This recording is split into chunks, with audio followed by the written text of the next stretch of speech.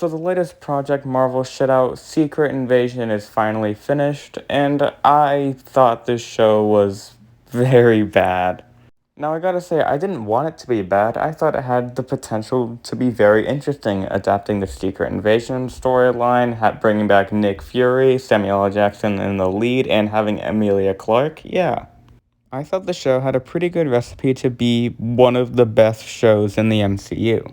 But it did not live up to that. I'm gonna start off with one of the biggest things. I do not like the way the Rhodey reveal was handled at all in the show. Now, I think that in concept, him being a Skrull is fine, but the way that they did it and the choice of him feels very awkward in the way that it's handled. Like, look at the cast of characters that we have here. We have only one recognizable character besides Rhodey being Nick Fury, and the rest are just kind of whatever, like people that no one really cares about.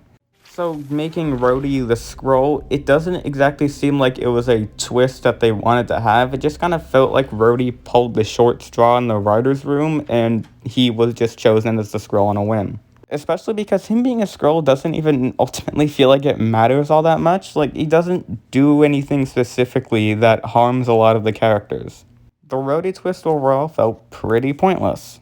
And we also don't even find out when he became a Skrull, so it leads to a lot of confusion. Like, some people think that he's been a Skrull since Civil War because of the hospital gown that he was wearing when he was freed at the end. When timeline-wise, that doesn't make sense because the Skrulls only betrayed Nick Fury and started kidnapping people after Endgame when Fury left, so maybe he was a Skrull and Falcon and the Winter Soldier, but we don't know that either. And what's worse is that not even the fucking director knows. He thinks it's been since Civil War, but again, like I said, that doesn't make sense. And some people are saying this doesn't matter, when I feel like it completely matters, because if he was a Skrull since Civil War, then it would ruin all of his character moments in, like, Civil War, Infinity War, Endgame, all that shit. So I feel like it's pretty important to specify how long he's been like this, that way we know how much of Rhodey has or hasn't been ruined. And it's just so lame how it's handled. Bringing back a character that people kind of like just to make them a Skrull is so lazy with the way they handle it. And it's stuff like this that really makes me question if the MCU has lost all of its integrity or not. It's because of shit like this is the reason people don't like the MCU anymore. Shit like this has genuinely gotten me to question if this is a franchise that has gone on way too long and lost almost all of its steam. Which sucks because there have been some things that I have enjoyed, but at the same time I'm starting to question if this is a franchise that should just end already. This show really is the embodiment of everything people criticize these MCU Disney Plus shows for.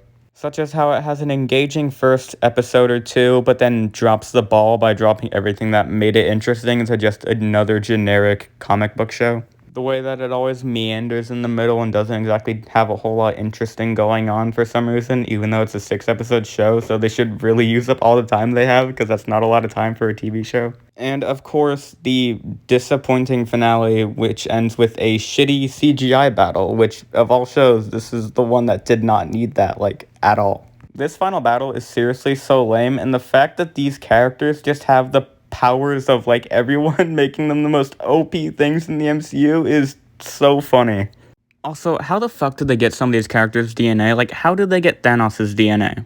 The only way I can think of is that they took the DNA out of the headless corpse on whatever planet Thanos was staying on during the beginning of Endgame, but then why wouldn't the Skrulls just stay on that planet? That planet is uninhabited, so they would be the only ones there, because we find out at the beginning of Endgame that planet only had Thanos on it. So I don't get why they didn't stay there, because the show establishes that the Skrulls are the ones who got all of the DNA, and let's say they didn't and I missed over that or something, or I'm making that up, then why didn't Carol tell the Skrulls about this? Because she was obviously on that planet, and at the end of her solo movie, she was the one who was set out to go help them find a planet for them to live on. But she just forgot, I guess. These characters genuinely feel like fan fiction, like with the way that they're just the most powerful and they have everyone's superpowers. It is so lame, and even more proof that the MCU has lost a lot of what made it special. They really just feel like shitting out powerful characters whenever they want, and it's so concerning.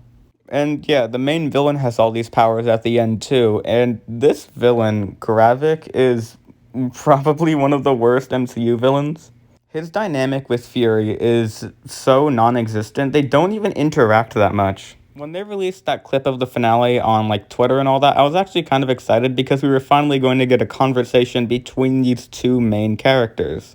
But then it's revealed to be Gaia, and all of that dialogue is just a waste now because none of it came from Fury, and it makes all their interactions meaningless in the scene. And it's so weird how these have such a lame dynamic because what Fury did definitely has a lot of potential for interesting dynamics, but they don't ever do anything with it. Like, Fury just kind of left them and never gave them a home and basically used them, and he's never exactly explained himself in the show, and there's plenty of potential for that. Even an explanation from Fury could help with that. But he never does that, and then he just fucks off back to space at the end because the show is pointless and it ends exactly where it started. I genuinely can't think of anything important that happens in the show with Nick Fury's character development or with any plot stuff in general. Besides maybe Fury's wife going with him and Gaia having all these fucking superpowers now, but that's about it. And I bet you Gaia's just gonna get fucking washed by Kang or Doctor Doom, just like Hulk was washed by Thanos, just to show how imposing this new villain is. Even though we've already seen Kang get washed by ants. Ugh. Also, the final battle just has no real weight to it because both these characters are so powerful that it just kind of leads to everything feeling so boring. And it makes it that when the final blow does happen, it left me uncertain of if that actually was the final blow, because both these characters are so powerful that I feel like one of them could have the abilities to survive this, but they just don't use it. Like, they literally can have Thanos's, like, power, and for some reason they don't, like, shapeshift themselves into Thanos, which he can survive Carol Danvers' blast, but Gravik doesn't do that. Because, I mean, you think that if they did have all of these powers, they'd at least use them in a creative way, but they don't. Really, they only use a couple select few of the characters' abilities. Mostly, like, Carol, Drax, Groot, Mantis, that type of shit. So, like, if you're not gonna use these characters' powers in cool and creative ways, why have this stupid final battle anyway? Because this grounded spy thriller show did not need an epic final battle. It's shit like this that makes me appreciate Hawkeye more and more because that show kept its grounded street level nature all the way till the end and even in the finale. That show didn't have a big dumb CGI final battle. It had a fight in an ice skating ring and a fight in a toy store, which is much better for a grounded street level story. Not whatever the fuck this goofy shit is. This fight genuinely reminds me of that Free Guy fight between Guy and Dude at the end of that movie. And the effects aren't even that good either. Some of them can look pretty jarring at times. Sometimes it looks fine, but sometimes it looks pretty weird and off-putting. Also, something that really pissed me off about the finale is how the president reacts to everything. Like, the president literally calls that it's okay to shoot any fucking Skrull on sight. And I genuinely really hate this. Because if you remember, Talos literally fucking died trying to save the president for the better future of his people. And the president honors that by saying it's okay to shoot Skrulls on sight. You're a stupid man! A stupid, stupid man! I will say though, it is extremely interesting in concept with everyone being afraid and people getting killed all the time. Some of them are Skrulls and some of them are actual humans. The problem with it is the fact that it's in, like, the last 5 minutes of the show instead of being in the last, like, 4 episodes, which I think is where it should have been. Because it's such an interesting concept, and the last 4 episodes don't exactly have a lot going on. Or even worse, this feels like it should have been the catalyst of, like, a mid-season finale, which then sparks off the rest of the show. But it only has 6 episodes, and that obviously harms this a lot. Because I would love to see a follow-up of this, however, we're probably never going to get that. Maybe something in the Marvels, but that's it. This genuinely should have been something that happened way earlier in the show, or keep it where it is, but then have more episodes after.